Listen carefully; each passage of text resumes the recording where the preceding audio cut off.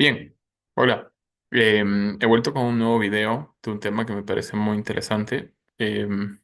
Sobre todo porque ahora último revisé las últimas dos finales que hubo en los torneos del fin de semana pasado, en el San Marcos Open presencial en Lima y en el torneo online. Pues las mociones de la final fueron sobre religión. Me parece que es un tema que es bastante común en muchos torneos, ¿no? En teoría podríamos decir que la moción de semis del CEMUE de este último año 2024 también era una moción de religión en parte, o de pensamiento religioso, o creencias religiosas, y ha sido una moción que ha sido muy prominente en varias finales y en varios torneos, entonces es un tema también bastante común. He hecho talleres bastante desarrollados sobre religión, por ejemplo, para el Presemue Segovia 2022, entre otros. Pero este es solamente una versión mucho más pequeña y corta. Si quieren cosas más desarrolladas, puedo feliz ofrecerles clases sobre un tema que, pues, obviamente del que no me considero un experto, un erudito, ni nada por el estilo, pero un tema en el que he leído una cantidad razonable de cosas, como persona religiosa también yo, y creo que es un tema que manejo más o menos bien en debate, o eso dicen las estadísticas que no tengo, pero que intuyo que lo demostraría. Entonces, lo único que quiero ofrecer aquí son algunos matices sobre la religión organizada, y con esto me refiero a formas de entender la religión organizada y el sentimiento o pensamiento religioso en debate, que creo que algunas veces no han sido o no son bien utilizados, ¿no? Creo que uno de los grandes problemas con los debates sobre religión es que creo que dependemos mucho de ciertos arquetipos e incluso a veces de caricaturización de las personas creyentes, pero también creo que un problema que va por la misma línea es que nuestro análisis del sentimiento religioso suele ser poco sofisticado y no suele interactuar con todo lo que implica creer abiertamente en una religión, seguir una religión, creer en algo superior a la existencia terrenal o, pues digamos, material o visible. Y creo que eso abre toda una serie de complejidades muy interesantes que pueden ser muy bien utilizadas para debate competitivo. Así que mi idea en este taller es discutir eso brevemente, a ver qué cosas encontramos que puedan servir. Entonces comencemos con los matices sobre la religión organizada. Este me parece que es uno de los más interesantes y probablemente uno de los más comunes en cuanto al error. Y es que no todo presupuesto religioso es un dogma y no todo dogma es igual de estricto. Creo que la palabra dogma suele salir bastante en los debates sobre religión, ¿no? Y cuando hablamos de dogma, hablamos de cierta premisa que es incontestable, ¿no? Cierta premisa axiomática, ¿no? O sea, es básicamente una premisa que no solamente produce o crea otras premisas, sino que también es fundamental, ¿no? No se puede negar.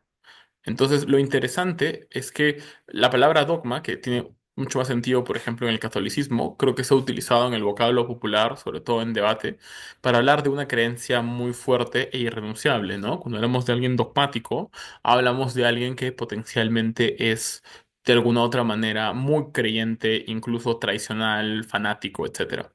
Pero creo que aquí hay un matiz que es muy importante y que creo que puede fortalecer nuestras caracterizaciones en varios debates sobre la religión. Lo primero es que creo que hay que diferenciar entre lo que yo llamo un presupuesto religioso y lo que es un dogma. Para mí, un presupuesto religioso es una premisa fundamental y, digamos, más o menos relevante dentro de una religión, ¿verdad? Es decir, cuando pienso en la palabra presupuesto, hablamos de cierta proposición, de cierta asunción que es fundamental para que cierta creencia funcione. ¿No? Por ejemplo, si yo soy católico, un presupuesto de mi fe es que cuando yo paso por la Eucaristía, creo que este es un proceso de transformación, ¿verdad? Donde estoy consumiendo el cuerpo y la sangre de Cristo. No solamente es algo simbólico, sino que ha habido un proceso de transformación presente dentro del ritual, ¿verdad? De igual manera, si yo soy católico, probablemente cuando voy a participar en el sacramento de la reconciliación, ¿no? Y lo que implica, pues, confesarme ante un sacerdote. Yo creo en la capacidad del sacerdote y yo confío en su capacidad para absolver mis pecados. Y sé que esto es algo que solamente el sacerdote puede hacer. O sea, es decir, sé bastante bien que Si yo voy donde mi amigo y le confieso mis pecados, él no va a tener el poder para absolverme como lo va a hacer un sacerdote. Entonces, claramente en este caso, lo que vemos es que estamos ante presupuestos que son centrales para que una religión funcione. Pero aquí el matiz es que no todo presupuesto tiene que ser un dogma, porque hay estos presupuestos que pueden cambiar en el tiempo y que de hecho cambian en el tiempo, ¿no? Creo que uno de los más interesantes es el ordenamiento de mujeres, ¿verdad? Dentro del cristianismo, ¿no? Dentro de todas las iglesias que están en el espectro de la cristiandad, originalmente muchas de ellas, si no todas, pero no lo sé, pero probablemente todas, no permitían el ordenamiento a mujeres dentro de sus filas, ¿verdad? No podían ser sacerdotes, no debería haber sacerdotisas, digamos, ¿no? Pero hoy día es algo que muchas iglesias cristianas, sobre todo aquellas de tendencia más progresista, como me parece que son los Unitarian, los anglicanos en muchos contextos, o incluso cuáqueros, aceptan y ordenan a mujeres como, como ministras, sacerdotisas, lo que quieran, ¿no? Entonces, aquí hablamos de un presupuesto religioso, ¿no? La idea de que el sacerdocio y el camino eclesiástico solamente puede ser masculino, pero no necesariamente de un dogma, ¿no? O algo que ha sido, digamos, escrito en piedra y que no puede de alguna manera transformarse en el tiempo, ¿verdad? Entonces, creo que es bueno explicar esto, ¿no? Porque creo que hay presupuestos que pueden cambiar con mucha más digamos, frecuencia en el tiempo o que son más probables de ser cambiados, ¿no?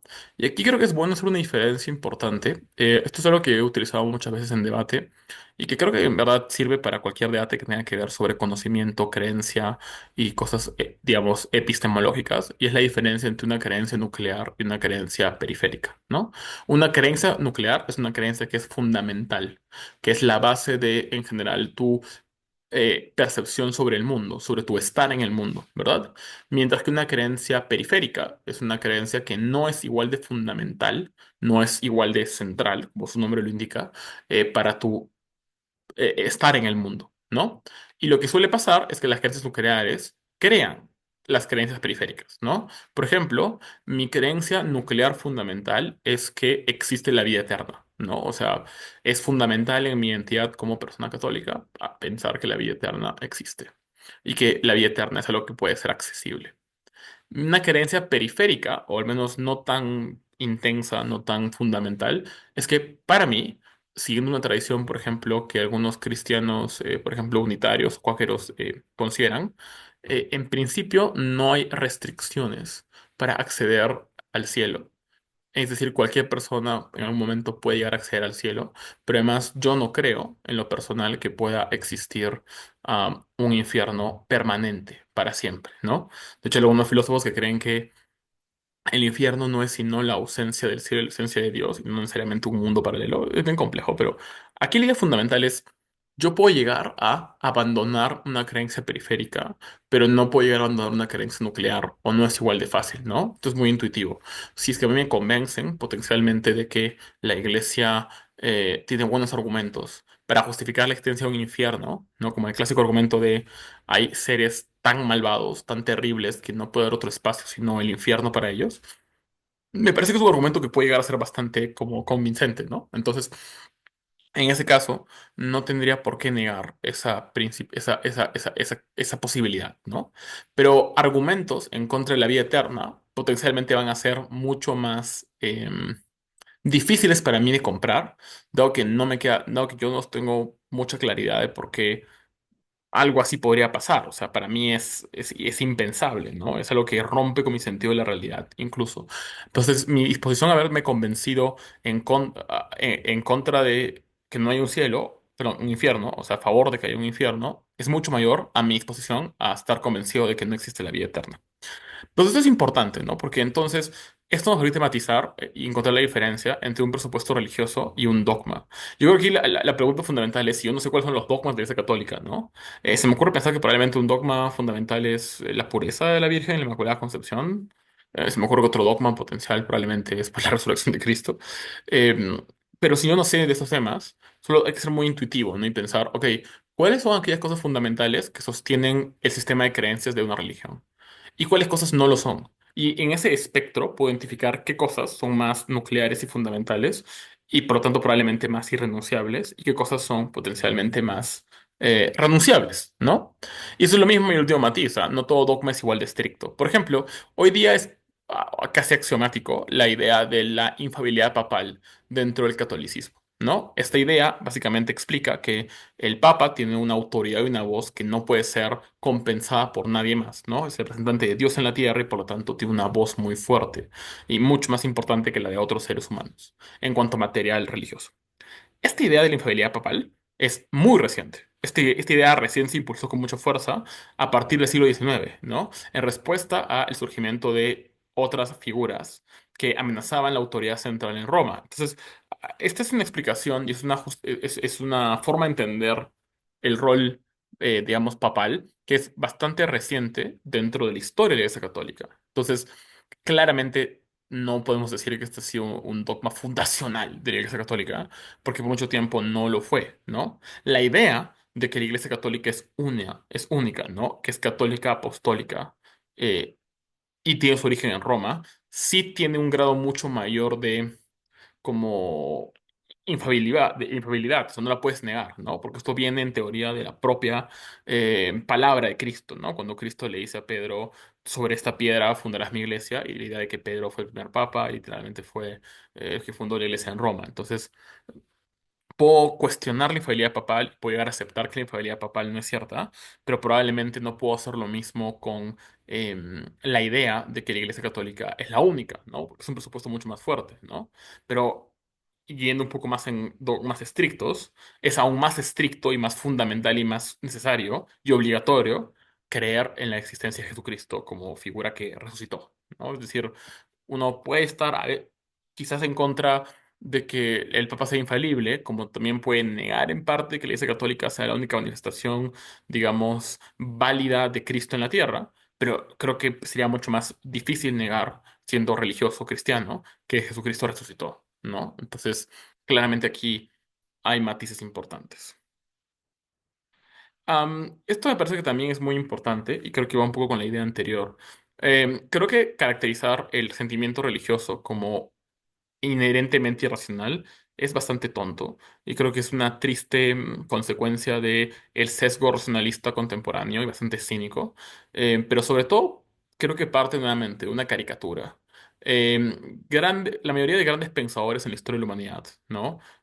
O digamos del canon occidental, ¿no? Voltaire, Rousseau, Descartes, ¿no? Pues etcétera, Pascal, etcétera, pues eran religiosos e incluían la imagen de autoridad divina en su análisis, ¿no? Como por ejemplo la duda cartesiana está fundamentada en la idea del genio maligno, pero también en la idea de Dios y un argumento cartesiano a favor de la existencia de Dios. De la misma manera en que muchos pensadores centrales en la filosofía contemporánea, en la filosofía occidental continental, como San Agustín o Santo Tomás de Aquino, pues eran religiosos.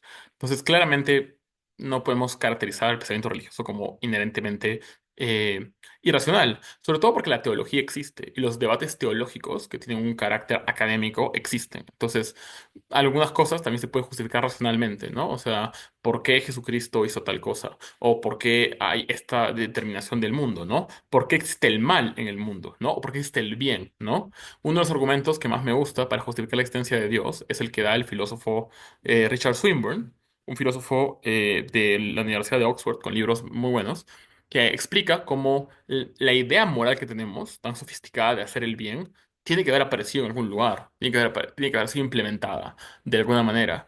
Y probablemente la mejor explicación posible es que hubo un creador que hizo esto, ¿no?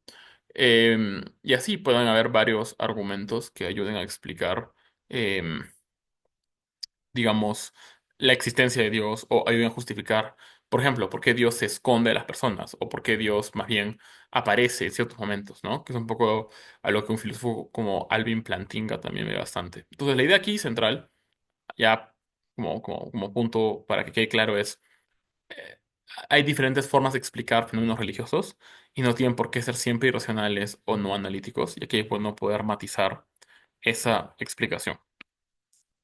Eso me parece que es un punto muy importante y creo que es donde la mirada antropológica ayuda más. Y es que cada vez más creo que hay un fenómeno interesante de sincretización de la religión, pero también de la personalización de la religión. Es un fenómeno que creo que siempre ha existido, ¿no? Si uno piensa, por ejemplo, en los católicos conversos que aún así mantenían idolatrías precolombinas, eso se ve que desde el momento de la conversión esto siempre ha sido muy común. Pero creo que hoy día, creo que el auge de la globalización, creo que el auge del individualismo, el auge de también el relativismo, entre otras cosas, motivan a las personas a creer que su visión de la religión debe ser puesta en respeto, digamos, y consideran que es válido tener una versión muy individual y propia de la religión, ¿no? Entonces, este fenómeno de la personalización de la religión es interesante porque genera, por ejemplo, la idea de la religión a la carta, ¿no? Que tú puedas elegir diferentes cosas de diferentes religiones, aun cuando pueden ser contradictorias entre sí, ¿no? Pero también el sincretismo, cuando yo, por ejemplo, adopto ideales de cierta religión y otros y los fusiono, ¿no? Por ejemplo, creencias chamánicas en la Amazonía peruana vinculadas con el catolicismo, por ejemplo, la idea de la Pachamama vinculada a la Virgen María, por ejemplo, hoy día la idea de la Santa Muerte. También es bien interesante, ¿no? Porque no, y no solamente hay sincretismo en tanto que vinculo ideales diferentes o fusiono ideales religiosos o creencias, sino también en que puedo aceptar versiones no autorizadas de la religión. Un caso muy interesante y una moción bastante buena en debate es la moción de los folk saints o los santos del pueblo, que son todas estas deidades católicas que no han sido aceptadas dentro de la Iglesia Católica, ¿no? En la Iglesia Católica, el proceso de santificación de alguien es un proceso muy político, ¿no? Que depende de tendencias en concreto. Requieren varias pruebas.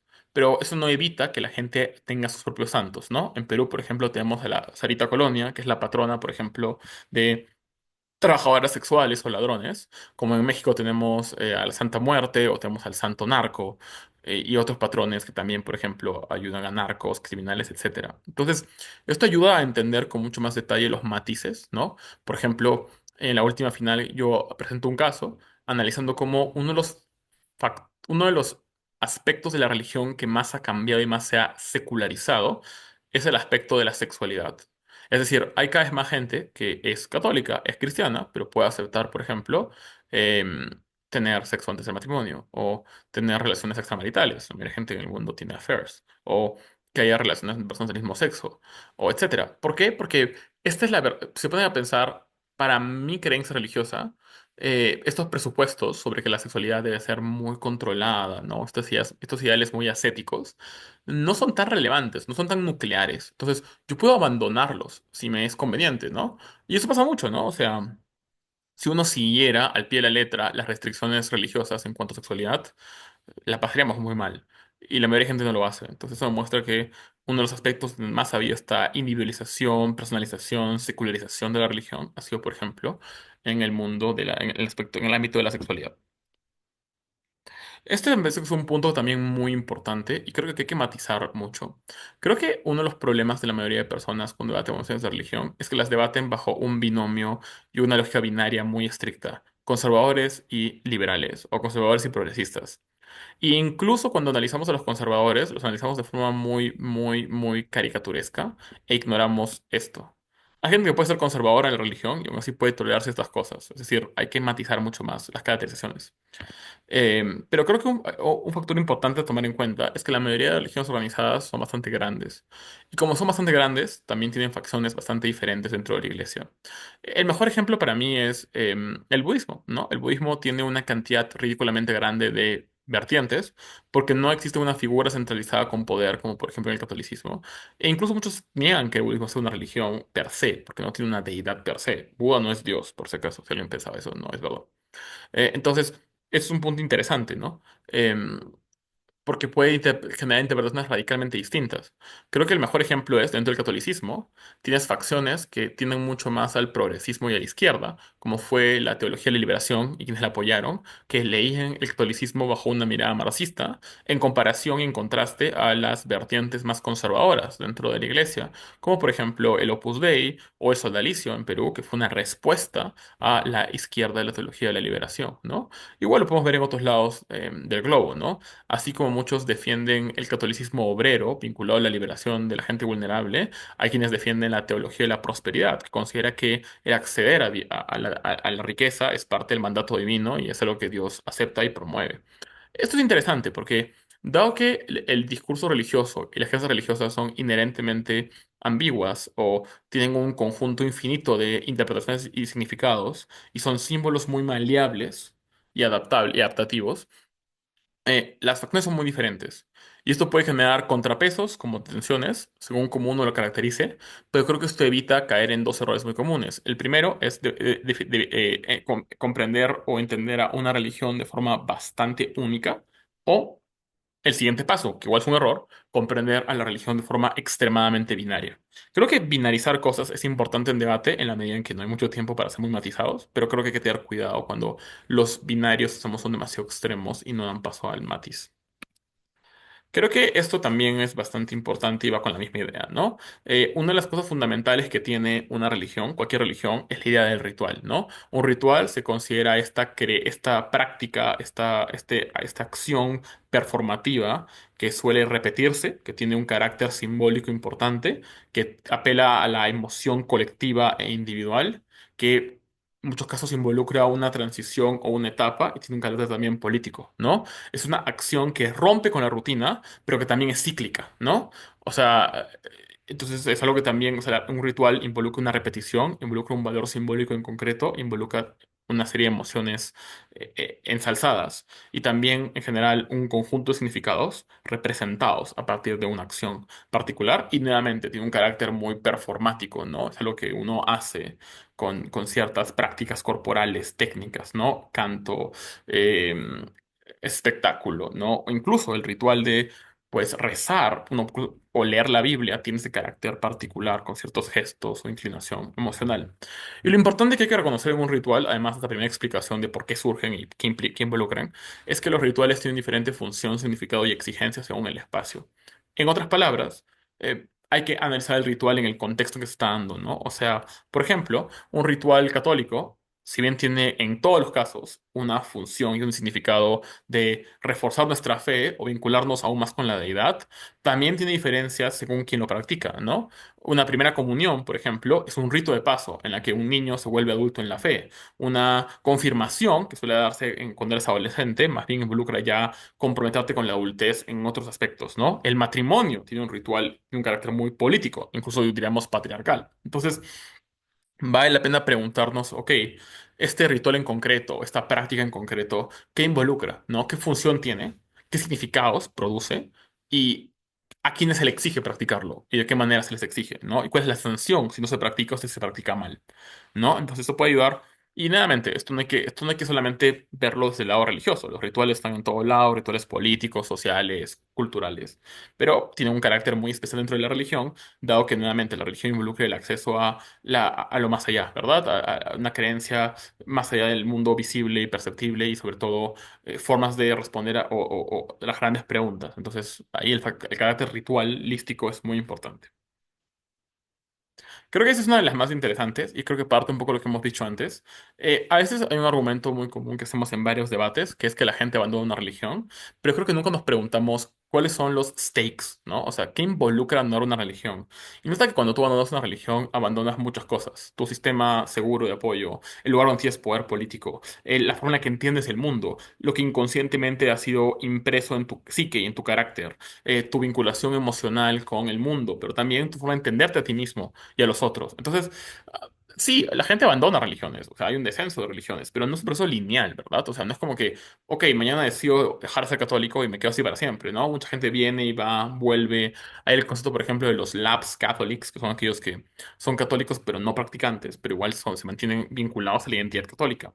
Y también nunca es completo, ¿no? Por ejemplo, un fenómeno muy interesante en Perú es que mucha gente empezó a migrar a las religiones más conservadoras evangélicas, sobre todo en zonas rurales y pobres, pero luego hubo un proceso contrario, donde mucha de esta gente, si bien tenía ahora como identidad nuevamente, soy evangélico, no católico, luego de un tiempo volvían al catolicismo o más bien mantenían muchos ritos católicos. Entonces, no es como que hayan abandonado del todo el catolicismo. Y todo esto parte nuevamente de lo que hemos dicho al inicio, ¿no? De cómo las creencias nucleares y periféricas son diferentes, de cómo las personas tienen su propia versión de las religiones, de cómo hay facciones y nuevamente de todos los significados que puede involucrar un ritual y una práctica en la vida de las personas.